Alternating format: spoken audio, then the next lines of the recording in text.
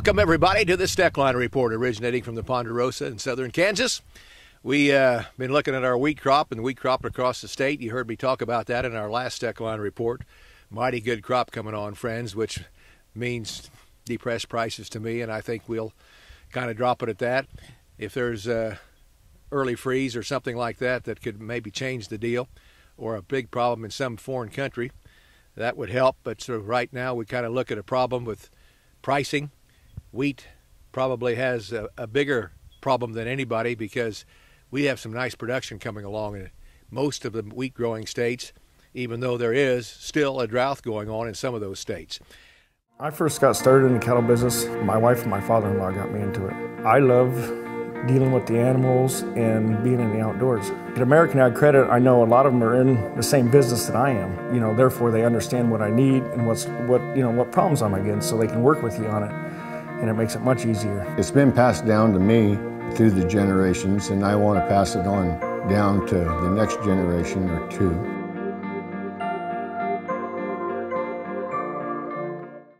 Found something interesting in coming out of Washington again, when the headlines say this: the federal government could save about $1 billion a year by reducing the subsidies it pays to large farmers to cover cost of their crop insurance. Oh my, if there was anything in the Farm Bill that we had hope of saving in its entirety, it was the crop insurance program. Well, here comes a report by the Government Accountability Office, which is an investigative arm of Congress. It was requested by none other than Coburn of Oklahoma, who seems quite against the agricultural sector of his voting constituents. In any event, he's looking to find ways to cut government spending, and I guess he's behind this idea. I'm not 100% sure about this, but it sure got his attention and several others when this accountability office come up with this billion-dollar savings if they capped insurance help from the government. The Environmental Working Group really jumped on this. Their vice president says this has huge implications for the Farm Bill. He said the government had moved from a system of direct payments to farmers where there are income restrictions and payment caps to a world without any restrictions on how much you can get in insurance subsidies.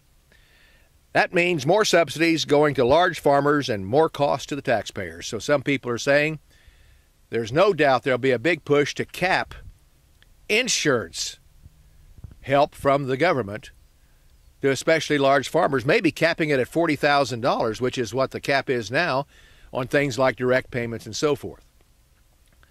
If it would happen, it would wash out the success that the insurance program has had up to now, and it's been a huge success. And most of us feel in the agricultural scene, as we farm about 800 acres of wheat, that the only thing that Farm Bill will have left in it, if anything, is a crop insurance program that makes some sense. They start fooling with this, they just as well trash the whole thing. They shouldn't call it a Farm Bill anyway. That's the first thing that the agricultural people in this country really goofed on. Years ago, they should never have stood for this thing being called a farm program. 2% or less of the budget is spent on farm programs. It's a nutritional program more than anything. I'd call it food and agricultural program if they want to, which, by the way, there's work going on in Congress, too, to cut food stamp programs out of that Farm Bill to save some money. And boy, will that come up against a brick wall. Just wait to see what happens there. And you probably heard of that pink slime problem.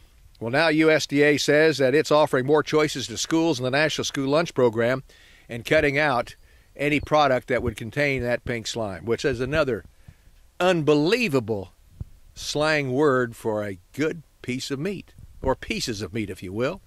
It's the offal of the greatest parts of the animal you could have, named terribly, and now being pushed terribly among the news media as something bad, when in fact it's some of the best meat quality that you could have.